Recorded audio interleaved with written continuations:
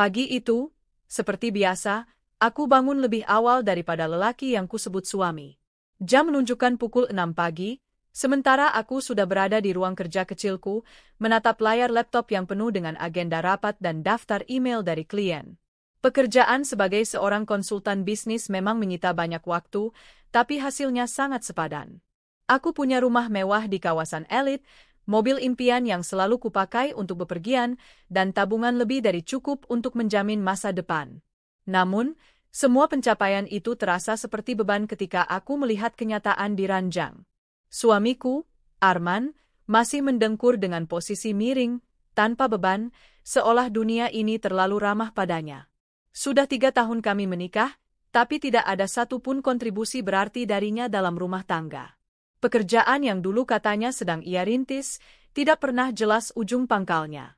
Ia hanya sibuk dengan alasan, dari bisnis gagal, modal kurang, hingga partner tidak jujur. Awalnya aku percaya padanya. Aku pikir, setiap orang butuh waktu untuk meraih kesuksesan. Bukankah aku juga melewati masa-masa sulit sebelum berada di titik ini? Aku sabar, aku setia, aku memberikan dukungan penuh. Bahkan, aku membiayai kebutuhan hariannya, memberinya kartu ATM agar ia tidak perlu khawatir kekurangan uang. Aku berharap dengan itu, ia bisa fokus membangun bisnisnya. Tapi kenyataan berkata lain. Uang yang kuberikan lebih sering menguap entah kemana. Awalnya aku mengira ia memang menggunakannya untuk modal. Namun lambat laun, aku melihat tanda-tanda yang membuat hatiku ragu. Arman sering keluar malam dengan alasan bertemu teman bisnis, padahal aku tahu tidak ada kesepakatan bisnis yang benar-benar berjalan. Ia pulang larut malam, kadang dengan aroma parfum wanita asing yang menempel di bajunya. Aku pernah menanyakan hal itu, tapi jawabannya selalu sama. Sayang, jangan berpikir buruk dulu. Namanya juga dunia bisnis, kadang aku harus bertemu banyak orang. Ada klien perempuan, ada acara di klub, semua demi kerjaan. Aku mencoba percaya. Tapi semakin hari, kata-katanya terdengar hambar. Aku ingat suatu sore ketika aku pulang lebih awal dari kantor. Aku menemukan Arman sedang duduk santai di ruang tamu dengan game konsol di tangannya. Di sebelahnya ada bungkus makanan cepat saji yang berserakan. Saat itu, hatiku seperti diremas. Aku yang seharian lelah bekerja, berlari dari satu pertemuan ke pertemuan lain, harus mendapati suamiku hanya bermalas-malasan. Arman, kamu nggak ada rencana kerja hari ini? Tanyaku pelan, mencoba menahan emosi. Ia menoleh sekilas, lalu menjawab enteng. Nanti malam ada janji sama partner bisnis. Siang ini aku istirahat dulu, kan? Aku menghela napas panjang. Kata-kata itu sudah terlalu sering kudengar. Aku tahu, partner bisnis itu hanyalah alasan. Sejak hari itu, aku mulai memperhatikan lebih seksama. Teleponnya selalu dibawa kemanapun ia pergi, bahkan ke kamar mandi.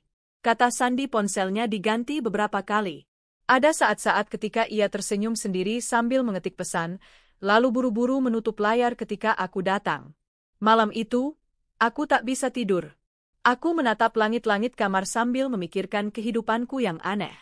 Aku punya segalanya, harta, karir, nama baik. Tapi aku tidak punya suami yang benar-benar mendampingiku.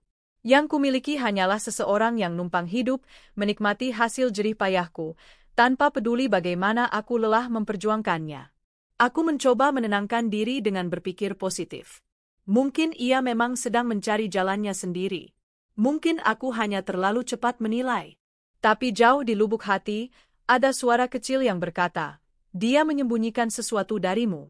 Keesokan harinya, sebuah kejadian kecil semakin memperkuat kecurigaanku. Aku pulang lebih cepat lagi, dan mendapati Arman sedang menerima telepon di teras rumah. Suaranya lirih, nyaris berbisik. Tapi aku sempat menangkap kalimat itu. Iya, sayang, tenang aja, nanti aku kasih kejutan buat kamu. Kamu pantas dapat yang mewah. Hatiku serasa runtuh. Kata-kata itu bukan ditujukan untukku. Aku tak pernah lagi mendengar panggilan mesra darinya belakangan ini. Bahkan, aku yang selalu berusaha menciptakan momen romantis, tak pernah lagi mendapat balasan hangat. Aku mundur perlahan agar ia tidak menyadari kehadiranku. Malam itu, aku menangis diam-diam di kamar mandi. Bukan hanya karena divianati, tapi juga karena merasa bodoh. Aku yang selalu berusaha menjadi istri baik, malah dimanfaatkan. Hari-hari berikutnya berjalan seperti biasa, setidaknya di mata orang lain. Aku tetap bekerja, tetap tersenyum saat bertemu rekan, tetap menjaga citra sebagai wanita sukses yang beruntung memiliki suami tampan. Tapi di balik itu semua, aku mulai menyimpan jarak. Aku mulai menyelidiki. Dengan sedikit koneksi yang kupunya, aku meminta bantuan seorang teman untuk memeriksa transaksi dari kartu ATM yang kuberikan padanya. Dan disitulah semua kebohongan terbongkar. Ratusan juta rupiah keluar dalam hitungan bulan terakhir. Bukan untuk modal bisnis, melainkan untuk hal-hal sepele, belanja di butik, restoran mewah, perhiasan. Nama penerima transaksi jelas bukan aku. Bahkan ada pembayaran besar untuk sebuah vendor event organizer. Dadaku sesak membaca laporan itu. Tanganku gemetar, mataku panas. Aku tahu apa artinya ini. Suamiku, lelaki yang selama ini hanya menumpang hidup dariku, sedang merencanakan sesuatu yang besar untuk perempuan lain. Malam itu, aku duduk sendirian di ruang kerja, menatap laporan keuangan yang terasa seperti pisau menancap di dadaku. Aku berbisik lirih. Jadi, semua kerja keras aku, semua yang aku kasih, kamu pakai buat melamar selingkuhanmu. Air mata jatuh tanpa bisa kutahan. Rasanya campur aduk, marah, sakit hati, kecewa, jijik. Namun, di tengah kepedihan itu, muncul satu tekad dalam diriku. Aku tidak akan membiarkan diriku hancur karena lelaki semacam itu. Kalau selama ini aku diam, kini aku akan bertindak. Aku tersenyum getir sambil menatap layar laptop. Baiklah, Arman. Kalau kamu pikir aku bodoh, kamu akan lihat siapa yang sebenarnya kalah. Hari-hari setelah aku menemukan laporan transaksi itu, pikiranku tidak pernah benar-benar tenang. Setiap kali melihat wajah Arman yang masih bisa tertawa santai, darahku mendidih. Ia bisa tidur nyenyak di kasur empuk yang kubeli dengan jerih payahku, sementara uangku ia hambur-hamburkan untuk memanjakan wanita lain. Aku mulai menyusun langkah kecil. Aku tidak ingin gegabah dengan menuduhnya langsung.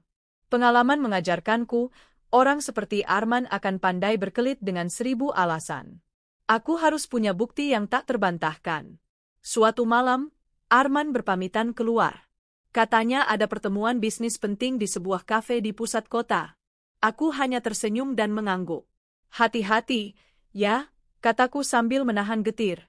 Begitu ia pergi, aku pun bergegas menyusul dengan mobil lain. Aku memilih menyewa mobil kecil melalui aplikasi online agar ia tidak mengenali. Dengan jarak aman, aku mengikuti arah perjalanannya. Benar saja, ia tidak menuju kafe bisnis seperti yang dikatakannya. Mobilnya berhenti di depan sebuah restoran romantis, terkenal sebagai tempat kencan pasangan. Dari balik kaca, aku melihat Arman turun dengan wajah penuh semangat, lalu menunggu seseorang. Tak lama kemudian, seorang wanita dengan gaun merah anggun menghampirinya. Wanita itu cantik, jauh lebih muda dariku. Mereka berpelukan tanpa ragu, lalu masuk ke dalam restoran sambil bergandengan tangan. Hatiku seperti diremas. Rasanya ingin sekali aku masuk ke sana dan melemparkan segelas air ke wajah mereka berdua. Tapi aku menahan diri.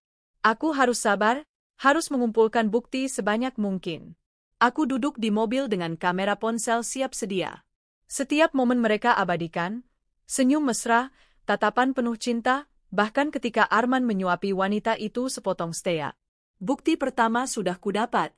Malam itu, aku berpura-pura sudah tidur ketika Arman pulang.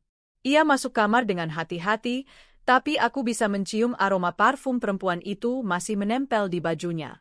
Aku ingin muntah rasanya.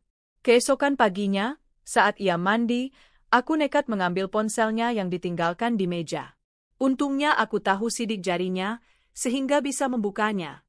Hatiku semakin hancur ketika menemukan ratusan pesan dengan nama kontak, sayangku hati merah 2. Aku nggak sabar nunggu hari spesial kita. Kamu yakin semuanya udah siap? Aku pengen pesta yang bikin semua orang iri. Tenang, sayang. Aku udah sewa gedung, catering, semua yang terbaik. Kamu bakal jadi ratu malam itu. Tanganku bergetar membaca percakapan itu. Tanggal pesta bahkan sudah ditentukan, 3 minggu lagi. Arman benar-benar berniat melamar selingkuhannya dengan pesta mewah. Dan yang paling menyakitkan, ia menyebut pesta itu sebagai awal kehidupan baru bersama perempuan pilihannya.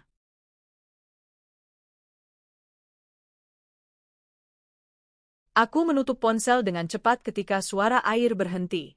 Aku kembali ke ranjang, pura-pura membaca buku, meski hatiku seperti dihujani belati.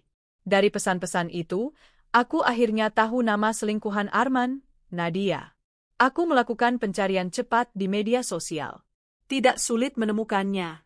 Nadia adalah perempuan sosialita kelas menengah, gemar pamer foto liburan, belanja di butik, dan menghadiri pesta. Banyak fotonya berpose dengan barang-barang mewah. Aku bisa menebak dari mana sumber kemewahan itu, dari rekeningku. Aku menelusuri lebih jauh, dan menemukan beberapa foto mereka bersama, meski tidak diunggah secara terang-terangan. Ada foto gelas wine berdua, potongan gambar tangan yang saling menggenggam, bahkan bayangan wajah Arman di kaca restoran. Dadaku sesak, tapi aku tetap menyimpan semua bukti itu. Aku sempat berpikir untuk langsung menghadap Arman malam itu juga. Menyodorkan semua bukti, lalu mengusirnya dari rumahku. Tapi semakin kupikirkan, semakin aku merasa itu bukan cara terbaik.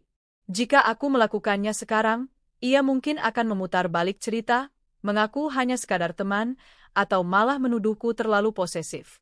Tidak. Aku ingin ia benar-benar jatuh ke dalam lubangnya sendiri. Aku mulai berpura-pura lebih perhatian padanya. Aku tetap menyediakan uang bulanan, tetap bertanya kabarnya, bahkan sesekali menyiapkan makanan kesukaannya. Semua itu kulakukan agar ia merasa aman, tidak curiga. Di balik itu, aku menyusun strategi. Suatu sore, Arman terlihat sangat gembira. Ia bersiul kecil di ruang tamu sambil menerima telepon. Dari raut wajahnya, aku tahu ia sedang berbicara dengan Nadia. Aku janji, ini akan jadi pesta paling berkesan dalam hidupmu. Semua tamu bakal iri lihat kita. Kamu akan cantik sekali pakai gaun itu, katanya dengan suara rendah, tapi cukup jelas untuk kudengar. Aku berusaha menahan senyum dingin. Jadi benar, ia sudah memesan gedung, catering, bahkan gaun untuk Nadia. Semua itu tentu saja menggunakan uang dariku. Malam itu, setelah ia tertidur, aku membuka laptopku. Aku memeriksa rekening bank yang kuhubungkan dengan kartu ATM miliknya. Jumlah yang tersisa memang masih banyak, tapi pengeluaran terus mengalir deras. Hatiku semakin mantap. Aku tahu apa yang harus kulakukan. Dalam 3 minggu ke depan, aku akan membiarkan semua persiapan itu berjalan. Aku tidak akan menghentikannya. Biarlah mereka berdua merasa berada di puncak kebahagiaan, menanti hari besar mereka. Dan tepat pada waktunya, aku akan menarik karpet dari bawah kaki mereka. Aku bisa membayangkan wajah Arman yang panik ketika tahu semua akses keuangan diblokir. Aku bisa mendengar teriakan histeris Nadia ketika menyadari pestanya gagal total. Dan aku bisa merasakan tatapan sinis para tamu undangan saat mereka dipermalukan. Aku menutup laptop dengan senyum tipis. Baiklah, Arman. Baiklah, Nadia. Nikmatilah mimpi indah kalian. Sebentar lagi, mimpi itu akan berubah jadi mimpi buruk paling memalukan dalam hidup kalian. Hari-hari setelah aku menemukan bukti perselingkuhan Arman terasa seperti ujian kesabaran. Setiap kali melihat wajahnya, ada rasa muak yang membuncah di dadaku. Namun aku tahu, jika aku meledak sekarang, rencanaku bisa berantakan. Aku harus memainkan peran dengan sempurna, istri yang setia, yang tidak curiga apapun, yang selalu ada di sisinya. Sungguh, rasanya seperti menelan racun setiap kali aku tersenyum di depannya. Tapi aku menahan diri. Karena aku tahu, sebentar lagi aku akan membalikkan keadaan. Arman semakin hari semakin sibuk dengan persiapan pesta. Ia sering keluar rumah dengan alasan rapat dengan vendor, fitting jas, atau memilih undangan. Aku hanya mengangguk dan pura-pura percaya. Sayang, minggu depan aku mungkin agak sering pulang malam. Banyak urusan bisnis yang harus kuselesaikan, katanya suatu malam sambil tersenyum lebar. Aku menatapnya dalam-dalam, berusaha menahan tawa getir. Iya, enggak apa-apa. Aku ngerti kok. Semoga lancar ya, men. Jawabanku membuatnya semakin percaya diri. Ia mungkin menganggapku istri yang terlalu sibuk bekerja hingga tidak punya waktu mengawasi. Padahal, di balik itu semua, aku mencatat setiap pergerakannya. Langkah pertama yang kususun adalah menguasai penuh akses keuangan. Aku memang memberikan Arman kartu ATM tambahan, tapi semua rekening itu atas namaku. Dengan sekali klik, aku bisa membekukan kartu atau memindahkan dana. Aku diam-diam membuka rekening baru di bank lain. Semua tabungan utama kupindahkan sedikit demi sedikit. Sementara itu, rekening lama yang digunakan Arman kubiarkan tetap terisi, agar ia tidak curiga. Ia terus bertransaksi, membayar vendor, memesan dekorasi, bahkan menyewa fotografer. Semua tampak normal di matanya. Namun ia tidak tahu, aku sudah menyiapkan bom waktu. Beberapa hari sebelum pesta, aku akan memblokir kartu dan rekening itu. Semua transaksi akan tertolak. Semua pembayaran akan menggantung. Aku bisa membayangkan wajahnya nanti, pucat pasi, berusaha mencari solusi, sementara tamu undangan sudah berdatangan. Aku tidak hanya berhenti di soal uang. Aku ingin tahu detail acara itu. Aku menyewa seorang asisten pribadi, seorang junior di kantorku yang bisa kupercaya, untuk pura-pura menjadi klien event organizer yang sama dengan yang digunakan Arman. Dari situ, aku mendapat informasi lengkap, gedung yang dipakai, catering yang dipesan, dekorasi, bahkan jadwal rundown acara. Yang membuatku semakin terbahak dalam hati adalah, pesta itu jauh lebih mewah daripada pesta pernikahanku sendiri dulu. Arman benar-benar ingin memamerkan hubungannya dengan Nadia di depan banyak orang. Aku mendengar dari vendor bahwa tamu undangan mencapai 300 orang. Bayangkan, ratusan orang akan menjadi saksi kehancuran mereka nanti. Sambil menunggu hari itu tiba, aku sesekali melancarkan permainan kecil. Suatu malam, aku memasak makan malam istimewa, steak dan wine. Arman pulang larut, tampak lelah. Ketika melihat meja makan penuh hidangan, wajahnya sempat bingung. Kok tiba-tiba romantis begini, sayang? Tanyanya sambil duduk. Aku tersenyum manis. Aku cuma pengen kita lebih sering quality time. Kamu kan lagi sibuk banget akhir-akhir ini, aku nggak mau kamu kelelahan. Ia tertawa kecil, lalu memelukku. Kamu istri terbaik yang pernah ada. Kalimat itu menusukku. Kalau aku benar-benar yang terbaik, kenapa kau berkhianat, Arman? Tapi aku menahannya. Aku hanya membalas dengan senyum, seolah tidak ada apa-apa. Di dalam hati, aku berbisik. Tertawalah sekarang, nanti kau akan menangis di depan semua orang. Aku tidak ingin hanya membiarkan mereka jatuh. Aku ingin menunjukkan pada dunia bahwa aku bisa tetap berdiri tegak tanpa mereka. Maka aku mulai menyiapkan diriku. Aku memesan tiket liburan ke Eropa untuk tanggal yang sama dengan pesta itu. Aku akan pergi ke Paris, kota yang selama ini menjadi impianku. Aku ingin ketika Arman mencari-cari keberadaanku, aku sudah jauh, menikmati hidup. Aku juga mengatur jadwal posting media sosialku. Setiap foto liburan akan kusiapkan dengan caption yang menusuk, penuh sindiran halus. Aku tahu, Arman dan Nadia pasti akan melihatnya. Bagi mereka, kebahagiaanku adalah racun. Suatu malam, aku mendengar Arman menelepon Nadia di kamar tamu. Ia mungkin berpikir aku sudah tidur. Aku janji, sayang. Semua sudah siap. Kamu bakal jadi pusat perhatian. Aku sudah atur semuanya, nggak ada yang bisa menggagalkan. Aku hampir tertawa keras mendengarnya. Betapa naifnya ia. Betapa percaya dirinya bahwa pesta itu akan berjalan mulus. Aku menutup mulut dengan bantal agar tawaku tidak terdengar. Semakin mendekati hari H, semakin sering Arman berbohong. Besok aku keluar kota sebentar, ada urusan bisnis, katanya suatu pagi. Padahal aku tahu ia pergi untuk memilih gaun bersama Nadia. Aku hanya menjawab singkat, oke, hati-hati. Di balik wajah tenangku, aku sebenarnya sudah menyiapkan dokumen perceraian. Aku sengaja belum menandatanganinya, karena aku ingin menyerahkannya tepat setelah pesta gagal. Itu akan menjadi pukulan terakhir baginya, tidak hanya dipermalukan, tapi juga ditinggalkan. Seminggu sebelum pesta, semua persiapan terlihat sempurna. Arman semakin sering keluar, Nadia semakin aktif pamer di media sosial tentang kejutan besar yang akan datang. Aku tersenyum setiap kali melihat postingannya. biarlah ia berhayal setinggi langit. Di rumah, aku mulai berkemas.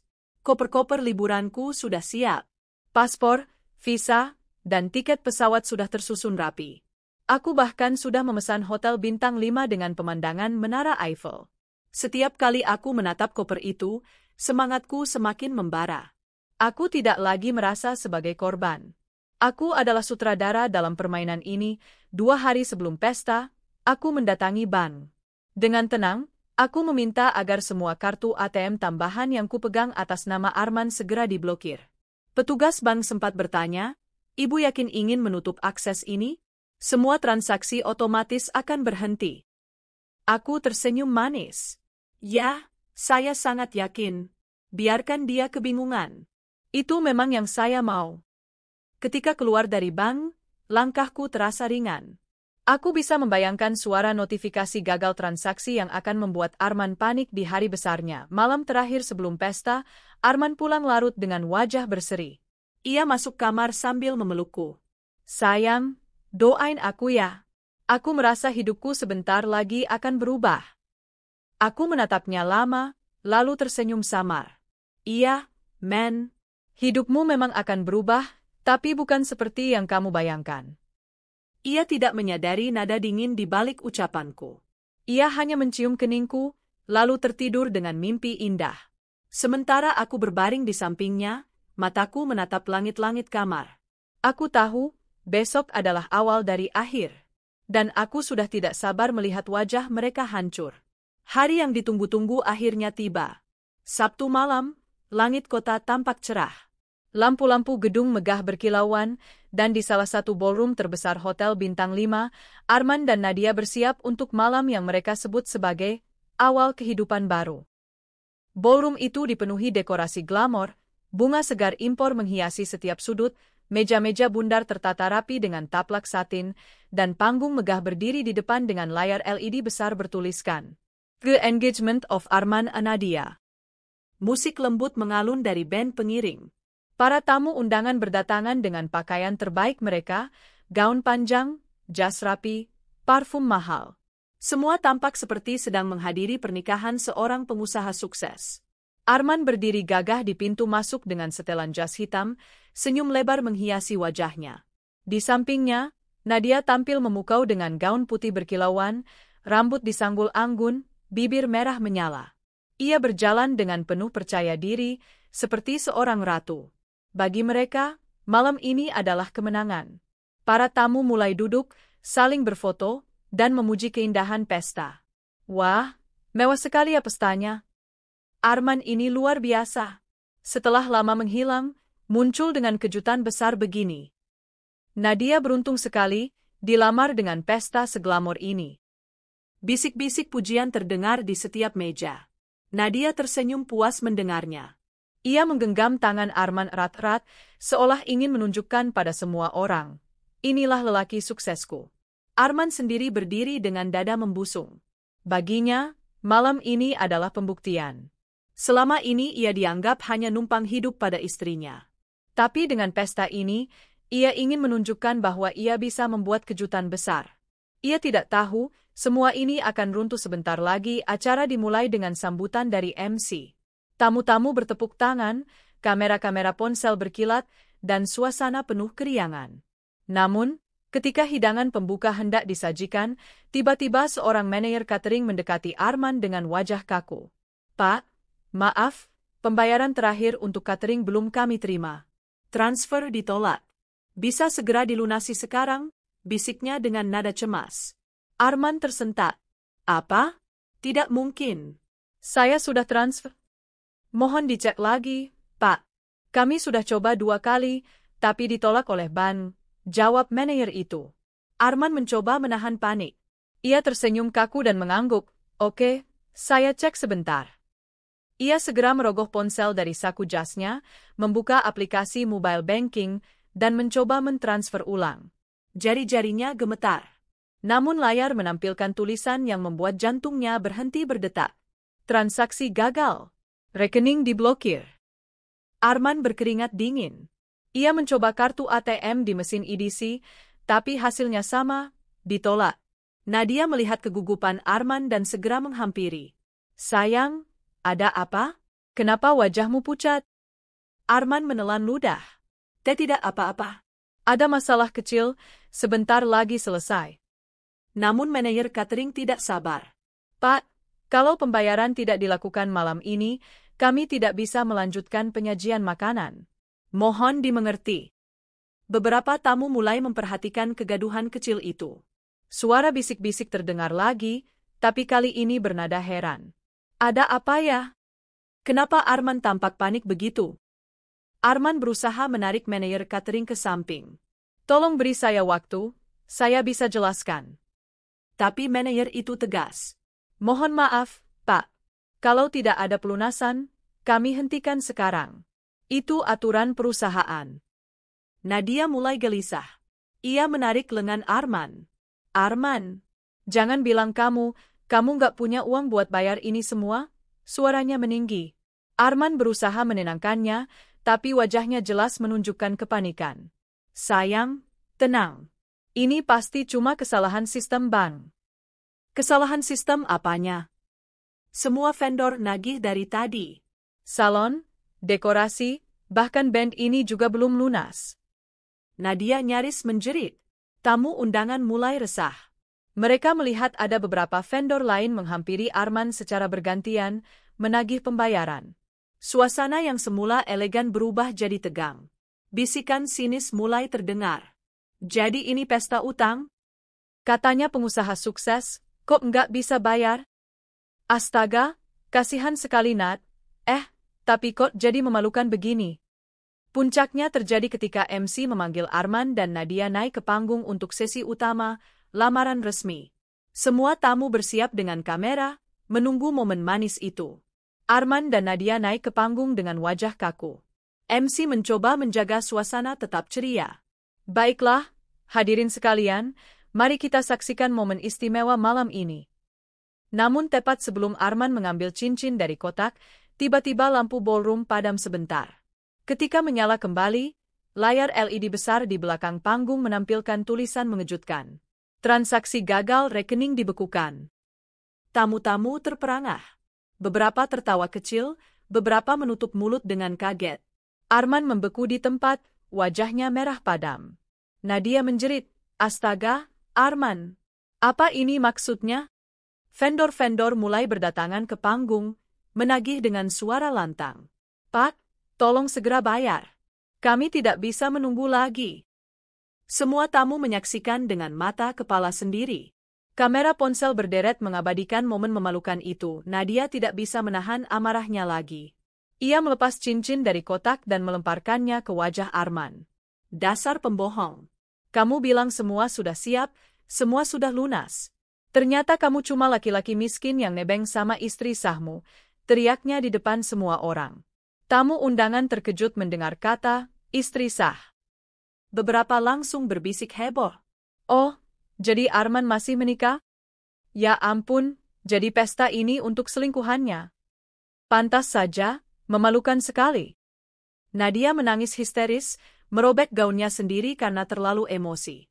Ia berlari meninggalkan panggung, diikuti beberapa sahabatnya yang mencoba menenangkan. Arman berdiri terpaku, wajahnya basah oleh keringat.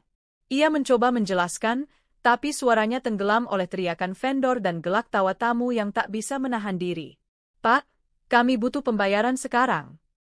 "Hahaha, pesta mewah tapi nggak ada uang? Kaca. Aku harus upload ini di Instagram, viral banget pasti." Arman merasakan dunia runtuh di sekitarnya. Ia ingin kabur, tapi semua mata menatapnya dengan hinaan. Ia merogoh ponselnya, mencoba menelepon seseorang. Nama yang pertama ia tekan adalah istrinya. "Aku." Di hotel itu, telepon Arman berdering-dering. Namun tidak ada jawaban. Ia mencoba lagi, berkali-kali, hingga wajahnya semakin panik. Tapi di layar ponselnya hanya muncul pesan. "Nomor yang Anda tuju sedang tidak dapat dihubungi." Ia tidak tahu, saat itu aku sudah duduk nyaman di lounge Bandara Internasional, menunggu penerbangan pertamaku menuju Paris. Dengan segelas wine di tangan, aku tersenyum melihat notifikasi telepon dari Arman yang berulang kali masuk. Aku tidak mengangkat satu pun. Aku ingin ia tahu, aku sengaja meninggalkannya. Pesta itu bubar dengan penuh aib. Tamu-tamu pulang sambil tertawa dan bergosip. Video kejadian sudah menyebar ke media sosial. Malam itu juga, nama Arman dan Nadia menjadi bahan ejekan netizen. Nadia menutup akunnya karena dibanjiri komentar pedas. Arman bersembunyi di balik pintu kamar hotel, tak berani keluar. Sementara aku, di atas pesawat menuju Paris, menatap jendela dengan perasaan lega. Untuk pertama kalinya setelah sekian lama, aku merasa benar-benar bebas. Malam itu, ballroom hotel yang megah berubah menjadi panggung aib bagi Arman dan Nadia. Video kejadian pesta yang gagal total tersebar luas di media sosial bahkan sebelum matahari terbit. Netizen menertawakan mereka, membuat meme, dan membahas pesta mewah yang tidak pernah lunas. Arman mencoba menghubungi siapapun, mulai dari vendor hingga temannya, tapi semua orang menghindar atau hanya bisa geleng-geleng kepala. Ratusan tamu yang hadir malam itu pun menyebarkan foto dan video dengan caption pedas. Wah, ternyata yang dimaksud pesta mewah cuma pajangan. Bayarannya nggak ada. Nadia cantik, tapi ternyata pemilihan lelaki jauh dari kata bijak. Arman, belajar bayar dulu sebelum pesta, ya. Setiap notifikasi di ponsel Arman kini terasa seperti cambukan yang memukul harga dirinya. Ia menatap layar ponsel, mencoba menelan ludah, namun tidak bisa menghapus rasa malu yang menumpuk di dadanya. Keesokan harinya, berita tentang pesta gagal Arman dan Nadia sudah tersebar di media lokal. Judul-judul sensasional menghiasi internet. Pesta lamaran megah gagal total, Arman dan Nadia jadi bahan tertawaan. Miliarder palsu? Fakta mengejutkan di balik lamaran Arman dan Nadia. Tak ada uang, pesta mewah berakhir memalukan. Teman-teman Arman yang dulu memuji kehebatannya kini mulai menjauh. Bisnisnya terganggu karena klien ragu bekerja sama dengan seseorang yang reputasinya tengah hancur. Nadia, yang semula merasa menjadi pusat perhatian, kini menutup akun media sosialnya karena hujatan netizen. Ia menangis di kamar hotel, menyesali keputusan untuk percaya pada Arman. Arman sendiri merasakan dunia runtuh di depan mata. Ia merasa kehilangan kontrol, kehilangan harga diri, dan kehilangan wanita yang ia pikir adalah masa depan indahnya. Sementara itu, aku sedang duduk di kafe tepi Seine, Paris. Secangkir cappuccino hangat di tangan, aku menatap sungai yang tenang. Di layar ponsel, notifikasi dari Instagram muncul berderet. Banyak orang menandai aku di postingan berita pesta Arman yang gagal. Aku tersenyum tipis, puas. Semua rencana berjalan sempurna. Aku mengunggah foto liburanku, bangunan Eiffel di latar belakang, aku tersenyum di balkon hotel dengan caption ringan tapi menusuk. Beberapa orang tampaknya sibuk mempersiapkan pesta, tapi aku sibuk menikmati hidup. Paris selalu menjadi obat terbaik untuk jiwa yang lelah. Tidak lama, komentar dari teman-teman dan pengikut masuk. Sebagian besar memuji, sebagian lagi menebak bahwa ini sindiran untuk Arman dan Nadia. Aku sengaja membiarkan mereka melihat ini. Aku ingin mereka tahu bahwa aku bahagia, bebas, dan jauh lebih baik tanpa mereka. Di sisi lain dunia, Arman mencoba menebus keadaan. Ia menelepon vendor lagi, berusaha meminta maaf, bahkan menawarkan pembayaran ganti rugi. Tapi mereka sudah lelah menunggu dan kehilangan kepercayaan. Nadia, yang awalnya penuh percaya diri, kini tidak bisa menatap cermin. Ia merasa dipermalukan di depan ratusan tamu, direkam, dan diunggah ke media sosial. Hubungan mereka mulai retak. Nadia mulai mempertanyakan keputusan untuk mempercayai Arman. Sementara Arman, yang biasanya pandai memanipulasi situasi, kini merasa tidak ada jalan keluar. Mereka berdua seperti kapal yang karam di lautan kehinaan. Tamu-tamu yang hadir malam itu tidak mau melewatkan kesempatan untuk bergosip. Kamu lihat wajah Nadia saat Arman panik? Lucu banget. Arman itu pantes banget, jadi bahan tertawaan. Bayar sendiri dulu sebelum bikin pesta, baru bisa pamer. Foto-foto dan video tersebar cepat. Arman dan Nadia menjadi perbincangan di grup WhatsApp, forum, hingga berita hiburan. Nama mereka bahkan muncul di trending topik Twitter. Setiap kali mereka mencoba memperbaiki citra, orang-orang malah mengingatkan kembali kegagalan pesta itu. Seolah dunia menertawakan mereka tanpa henti. Sementara Arman dan Nadia tenggelam dalam aib dan gosip, aku menikmati hidupku sepenuhnya. Di Paris, aku menyusuri jalan-jalan kota, menikmati kuliner, belanja di butik kelas atas, dan mengunjungi galeri seni. Setiap momen aku abadikan, dan setiap postingan aku siapkan dengan hati-hati, sedikit sindiran, sedikit kepuasan pribadi. Aku merasa kuat, aku merasa bebas. Tidak ada lagi yang menahan langkahku, tidak ada lagi yang memanfaatkan jerih payahku. Aku bahkan berani mengenakan pakaian yang selalu kupikir terlalu mahal atau terlalu mencolok, karena kini aku punya hak penuh untuk memanjakan diri sendiri. Setiap kali Arman atau Nadia membuka media sosial, mereka pasti melihat postinganku. Foto aku duduk di kafe, tersenyum di depan Menara Eiffel, dikomentari ribuan orang. Cantik, kuat, dan bahagia. Mereka tidak bisa menyembunyikan rasa iri dan panik. Rasa sakit mereka semakin dalam karena menyadari bahwa kebahagiaanku bukan hasil manipulasi atau kepura-puraan. Aku benar-benar menikmati hidupku tanpa mereka. Aku sengaja menunggu momen ini. Setiap senyum, setiap foto, setiap caption adalah senjata psikologis yang membuat mereka menderita, sambil aku terus melaju di jalanku sendiri. Melalui semua ini, aku sadar satu hal, kesetiaan tanpa batas tidak selalu membawa kebahagiaan. Memberikan kesempatan pada orang yang tidak pantas hanya akan melelahkan diri sendiri. Kini aku melihat jelas, kekuatan sejati seorang wanita bukan hanya dari uang atau penampilan, tapi dari kemampuan untuk membebaskan diri dari orang-orang yang hanya numpang hidup di sisinya. Aku tersenyum sambil menyesap kopi terakhirku. Paris terasa hangat dan damai, berbeda jauh dengan kekacauan yang tengah mereka alami. Aku tahu, sebentar lagi, Arman dan Nadia akan benar-benar hancur secara finansial dan sosial. Dan aku akan tetap bahagia, merasakan kemenangan yang manis di atas penderitaan mereka. Setelah bencana pesta lamaran itu, aku benar-benar merasa bebas. Pagi pertama di Paris, cahaya matahari menembus jendela kamar hotel bintang 5. Aku bangun tanpa tergesa, tanpa gangguan telepon, tanpa rasa bersalah atau khawatir. Semua perasaan yang dulu menekan kini lenyap, digantikan perasaan ringan dan lega. Koper-koper sudah diatur rapi, paspor, tiket, dan itinerari siap. Aku menatap kota Paris dari balkon, menikmati udara pagi yang segar dan aroma kopi dari kafe di bawah. Rasanya seperti dunia ini hanya milikku. Aku berjalan menyusuri jalanan Montmartre, menikmati suasana kota yang ramai namun tenang. Setiap langkahku diaspal dengan cerita baru. Kafe dengan aroma kruasan hangat, galeri seni yang menampilkan lukisan-lukisan indah, dan toko-toko butik yang memamerkan pakaian mahal. Aku masuk ke salah satu butik terkenal, mencoba beberapa gaun yang selalu kupikir terlalu mahal. Kali ini, aku membayar tanpa ragu. Setiap cermin yang kuhadapi menampilkan wanita yang lebih kuat, lebih anggun, dan lebih bebas daripada beberapa minggu lalu. Setiap kali foto itu kuunggah di Instagram, aku sengaja menambahkan caption yang ringan namun menusuk. Hidup terlalu singkat untuk menunggu orang yang tidak pantas. Tidak lama kemudian, notifikasi masuk, beberapa teman, bahkan Arman dan Nadia, sudah melihat postinganku. Aku tersenyum puas. Liburanku bukan hanya soal Paris. Aku sudah menyiapkan perjalanan ke Swiss, Italia, dan beberapa pulau di Yunani. Aku ingin benar-benar menikmati hidup, sambil membiarkan dunia mereka berantakan dari jauh.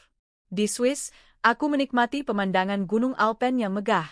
Udara segar, salju putih, dan danau yang jernih menjadi latar belakang sempurna untuk foto-foto liburanku. Setiap postingan di media sosial aku atur sedemikian rupa sehingga terlihat bahagia, kaya pengalaman, dan jauh dari penderitaan mereka. Di sisi lain, Arman dan Nadia masih terjebak dalam kehancuran sosial dan finansial.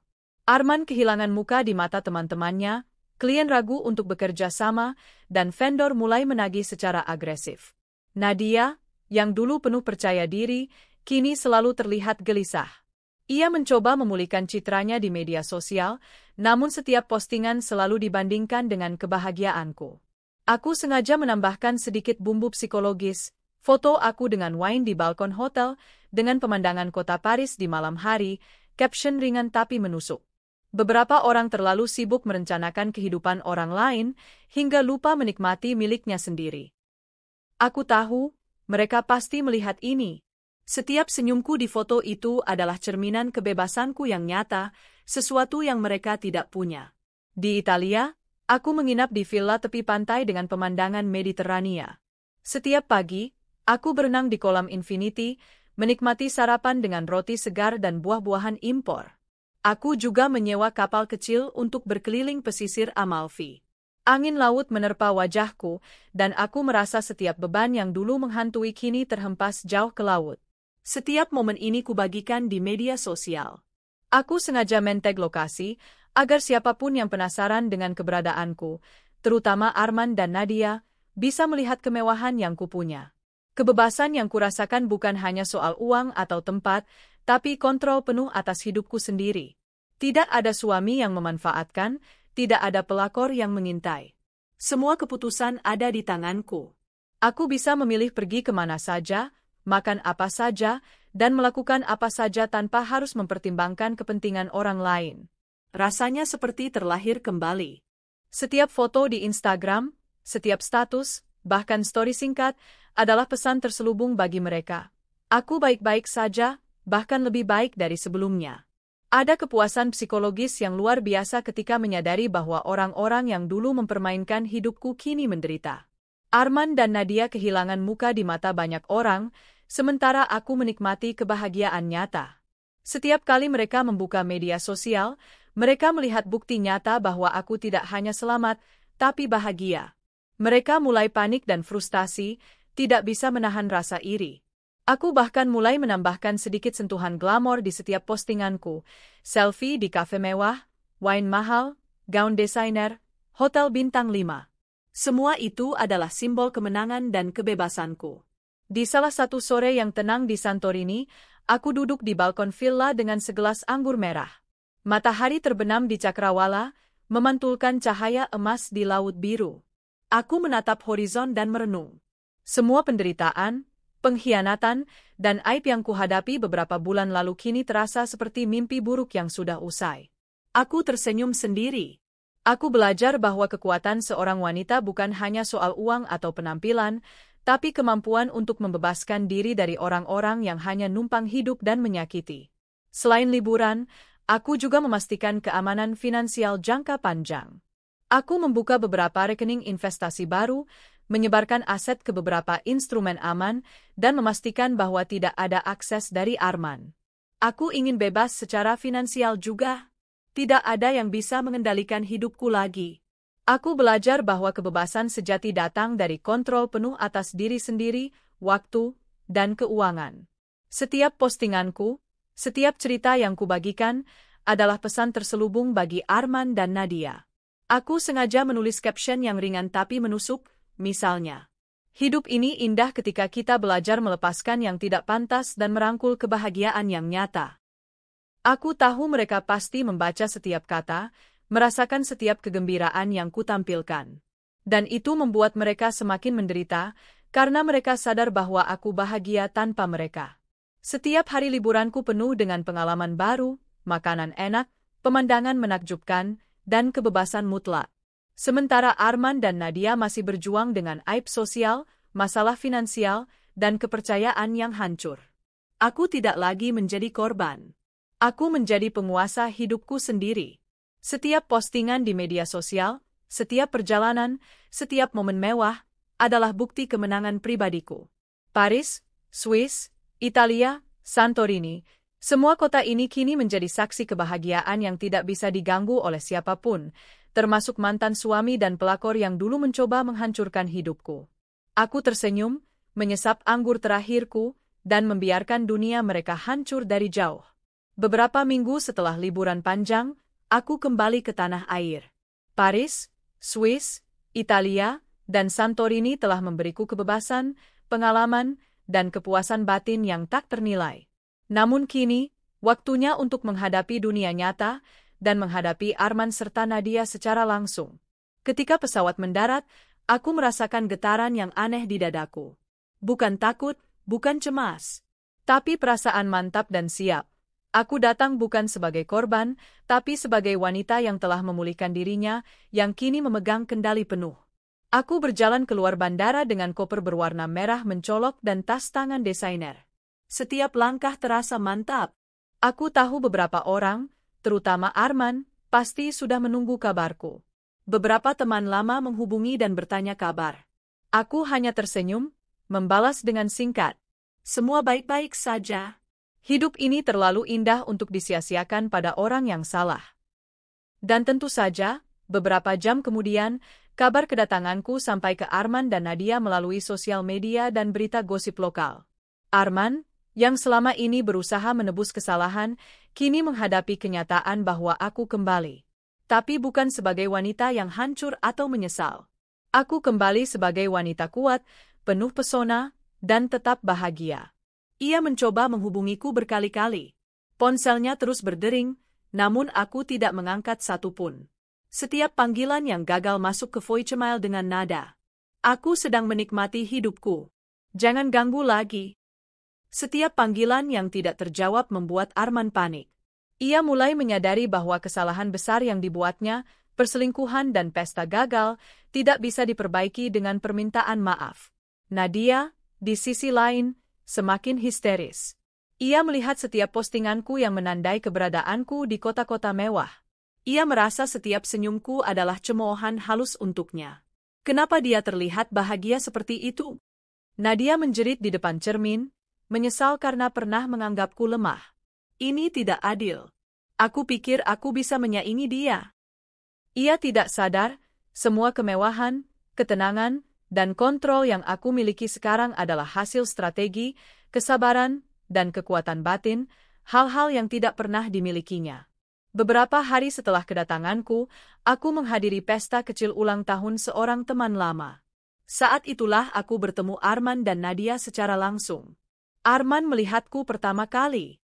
Wajahnya memucat, bibirnya mengepal, dan ia tidak bisa berkata apa-apa. Nadia mencoba menatapku, tapi pandangannya bergetar dan ia menunduk. Aku tersenyum, sopan namun penuh makna. Senyum itu bukan senyum biasa. Senyum itu adalah simbol kemenangan. Aku datang dengan anggun, tanpa rasa dendam yang berlebihan, tapi setiap gerakanku menandakan bahwa aku kini di atas mereka. Arman mencoba mendekat. Evie, Aku memotongnya dengan lembut tapi tegas. Jangan, Arman. Aku tidak butuh penjelasan atau permintaan maafmu.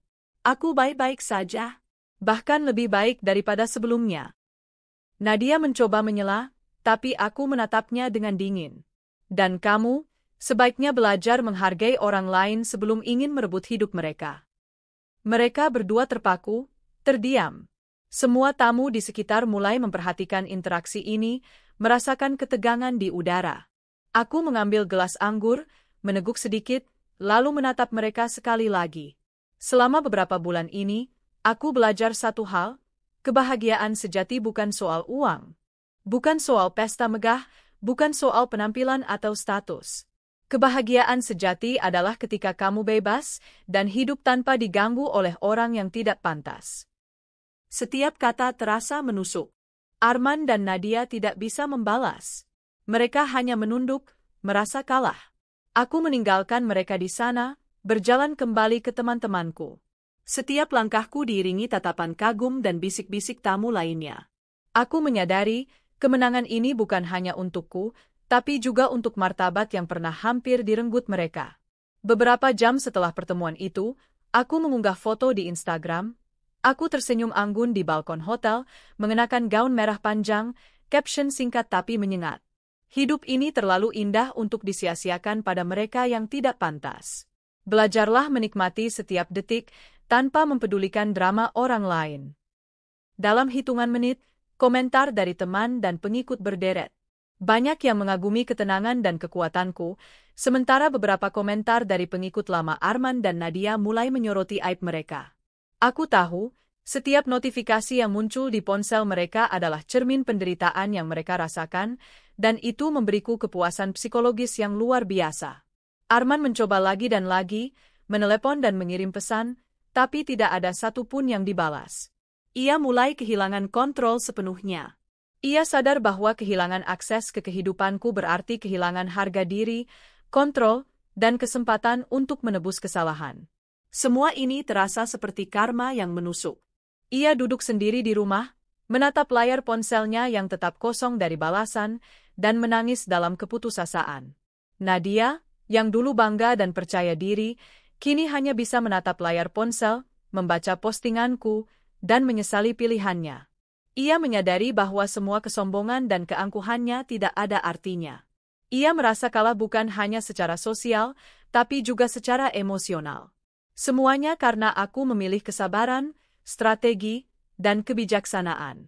Aku membiarkan mereka membangun keangkuhan mereka sendiri, dan kemudian runtuh di atas kesalahan mereka sendiri. Aku tersenyum di balkon hotel, memandang langit malam yang diterangi lampu kota. Paris terlihat lebih indah dari sebelumnya. Aku merasa damai, kuat, dan bebas. Kebebasan sejati ini bukan hanya tentang uang atau liburan mewah. Ini tentang memiliki kendali penuh atas hidup, membuat keputusan tanpa tekanan, dan menikmati kebahagiaan yang nyata.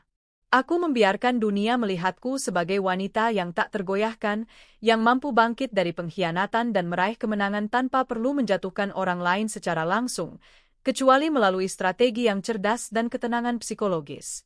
Malam itu, aku menutup jendela balkon dengan tenang. Paris tetap indah, hidupku tetap menakjubkan, dan Arman serta Nadia tetap tenggelam dalam penderitaan mereka sendiri. Aku tahu, mereka akan terus merasakan kekalahan psikologis ini setiap kali melihat kebahagiaanku. Dan itu cukup. Aku tersenyum sendiri, meneguk wine terakhirku, dan berkata dalam hati, ini adalah kemenangan yang sebenar-benarnya. Aku bukan korban. Aku adalah penguasa hidupku sendiri.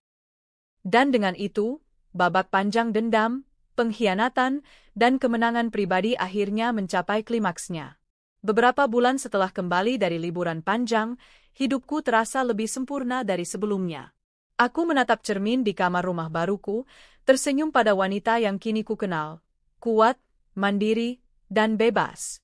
Setiap garis di wajahku adalah bukti perjalanan panjang, pengkhianatan, kekecewaan, sakit hati, yang kini telah berubah menjadi kekuatan. Aku tidak lagi tergantung pada siapapun. Tidak ada suami yang hanya numpang hidup, tidak ada pelakor yang membuatku merasa kecil, tidak ada pria yang mencoba mengatur hidupku. Semua keputusan ada di tanganku. Dulu aku sering bertanya-tanya, mengapa orang yang kita cintai bisa begitu tega? Mengapa mereka memilih jalan yang menghancurkan kebahagiaan orang lain demi kepuasan sesaat? Kini aku tahu jawabannya, mereka mencari kontrol, kekuasaan, dan pengakuan, tanpa memahami arti tanggung jawab. Aku menatap langit melalui jendela, menyesap secangkir kopi hangat, dan merasakan ketenangan yang luar biasa. Semua drama yang terjadi, pesta gagal Arman dan Nadia, pengkhianatan mereka, kebingungan finansial yang mereka alami, adalah bagian dari pembelajaran yang membentukku menjadi wanita yang tak tergoyahkan. Selain liburan mewah, aku memfokuskan diri pada keamanan finansial. Aku membuka beberapa rekening investasi, menata aset, dan memastikan semua uang dan properti berada di tanganku sepenuhnya. Setiap rencana keuanganku buat dengan matang, agar tak ada siapapun, termasuk Arman, yang bisa mengakses atau mengganggu. Keamanan finansial ini memberiku rasa aman yang tak ternilai. Aku bisa menikmati hidup tanpa takut kehilangan apapun. Rasanya seperti menatap masa depan dengan penuh percaya diri, mengetahui bahwa aku punya kendali penuh atas semua aspek kehidupanku. Setiap pagi aku bangun tanpa gangguan. Tidak ada telepon dari Arman, tidak ada pesan dari Nadia. Dunia mereka hancur, sementara aku menikmati ketenangan dan kebahagiaan nyata. Aku memutuskan untuk melanjutkan hobiku, menulis, berolahraga, dan menjelajah kota. Setiap hari adalah pengalaman baru. Setiap momen adalah hadiah untuk diriku sendiri. Aku juga menjaga hubungan baik dengan teman-teman lama yang mendukungku. Mereka melihat perubahan pada diriku, lebih percaya diri, lebih anggun, dan lebih bahagia daripada sebelumnya. Aku sengaja tetap aktif di media sosial, bukan untuk menyakiti, tapi untuk menunjukkan bahwa kebahagiaan nyata bukan hasil manipulasi atau kesombongan. Setiap foto, setiap story, adalah cerminan kehidupan yang kukendalikan sepenuhnya. Beberapa kali aku menandai lokasi liburan, restoran, atau kegiatan sosial. Arman dan Nadia pasti melihatnya, dan itu membuat mereka sadar, aku benar-benar bahagia tanpa mereka. Setiap senyumku adalah pengingat bahwa aku tidak lagi menjadi korban. Arman dan Nadia masih berjuang dengan reputasi yang hancur. Klien dan teman lama Arman menjauh, sementara vendor yang dulu menagih kini bersikap tegas. Arman kehilangan muka, kepercayaan, dan kendali. Nadia, yang dulu percaya diri dan angkuh, kini harus menghadapi kenyataan bahwa keputusannya untuk merebut hidupku hanya membawa kehancuran bagi dirinya sendiri. Mereka berdua harus belajar dari kesalahan, bahwa membangun hidup di atas penderitaan orang lain hanya akan berbalik menghancurkan diri sendiri.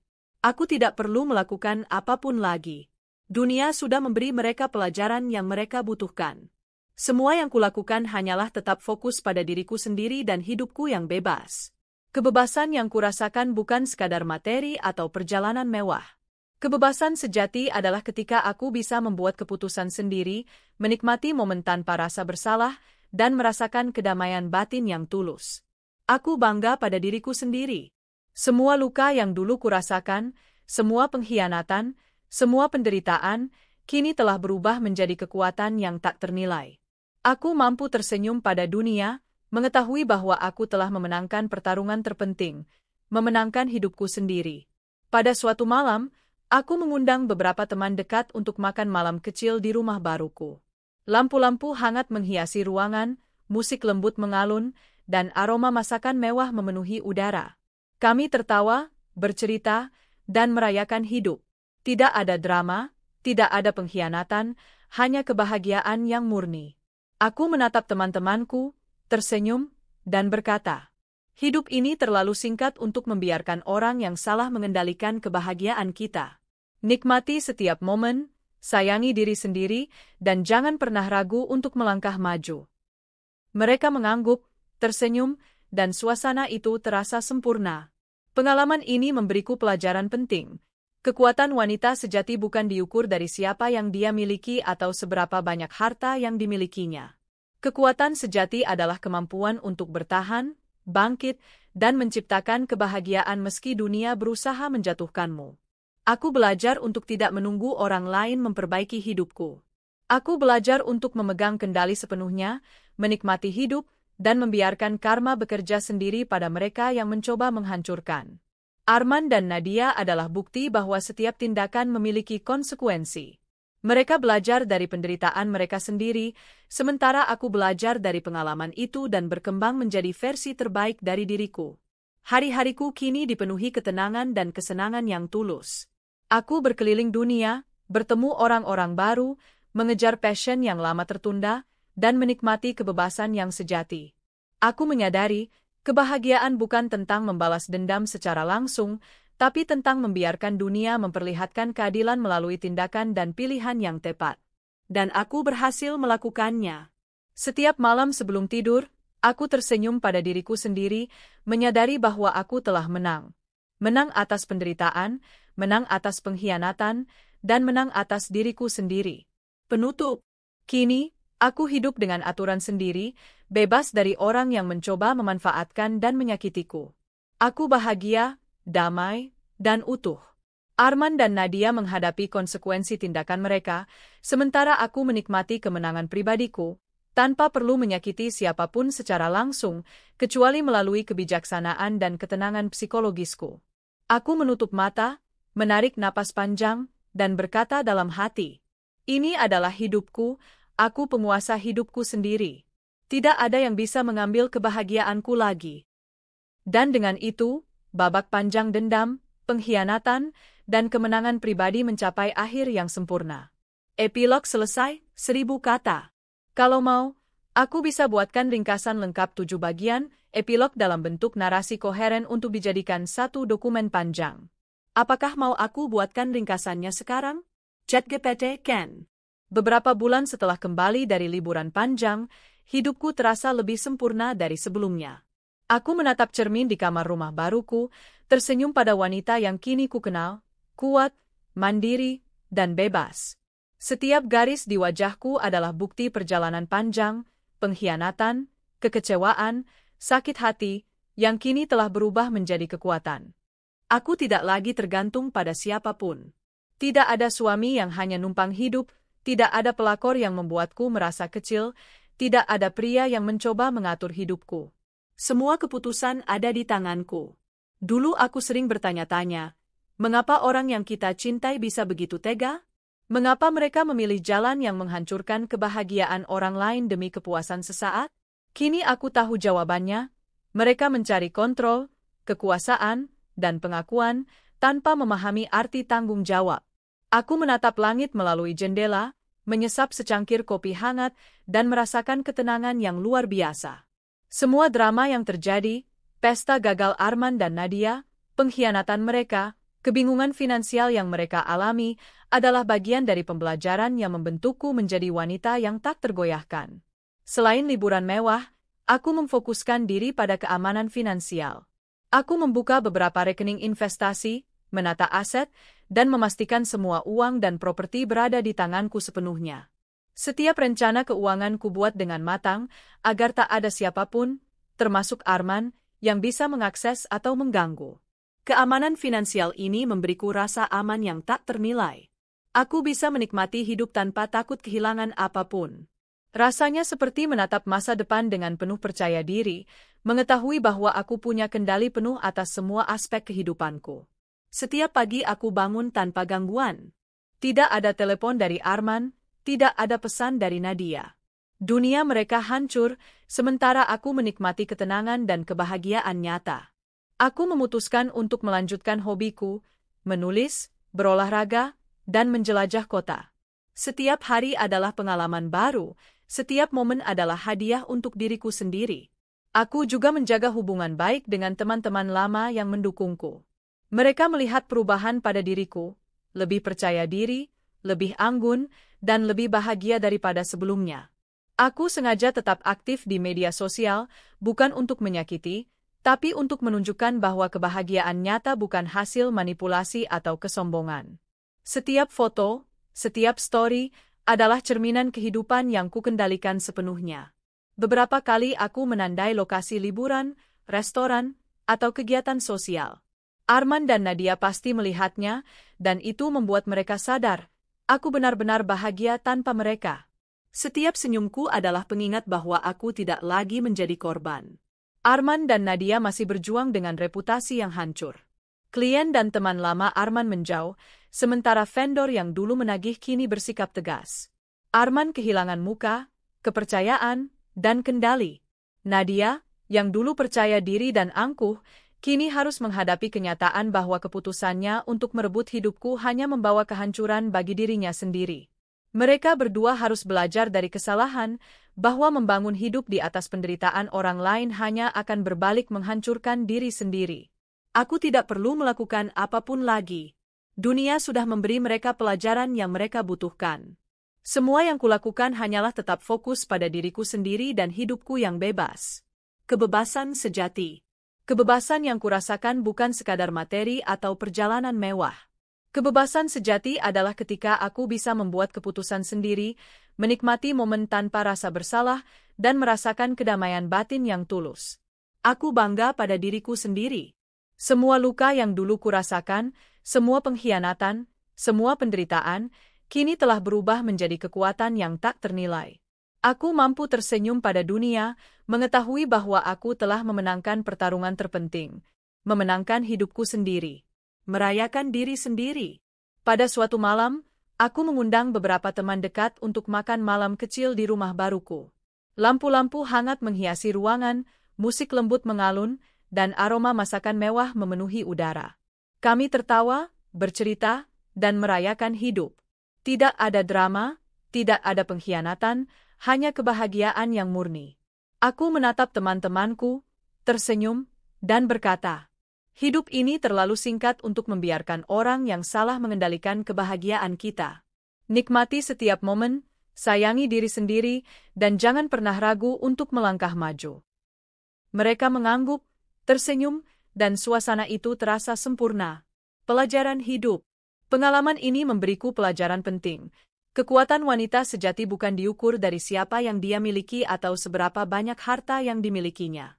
Kekuatan sejati adalah kemampuan untuk bertahan, bangkit, dan menciptakan kebahagiaan meski dunia berusaha menjatuhkanmu. Aku belajar untuk tidak menunggu orang lain memperbaiki hidupku. Aku belajar untuk memegang kendali sepenuhnya, menikmati hidup, dan membiarkan karma bekerja sendiri pada mereka yang mencoba menghancurkan. Arman dan Nadia adalah bukti bahwa setiap tindakan memiliki konsekuensi. Mereka belajar dari penderitaan mereka sendiri, sementara aku belajar dari pengalaman itu dan berkembang menjadi versi terbaik dari diriku. Hari-hariku kini dipenuhi ketenangan dan kesenangan yang tulus. Aku berkeliling dunia, bertemu orang-orang baru, mengejar passion yang lama tertunda, dan menikmati kebebasan yang sejati. Aku menyadari, kebahagiaan bukan tentang membalas dendam secara langsung, tapi tentang membiarkan dunia memperlihatkan keadilan melalui tindakan dan pilihan yang tepat. Dan aku berhasil melakukannya. Setiap malam sebelum tidur, aku tersenyum pada diriku sendiri, menyadari bahwa aku telah menang. Menang atas penderitaan, menang atas pengkhianatan, dan menang atas diriku sendiri. Kini, aku hidup dengan aturan sendiri, bebas dari orang yang mencoba memanfaatkan dan menyakitiku. Aku bahagia, damai, dan utuh.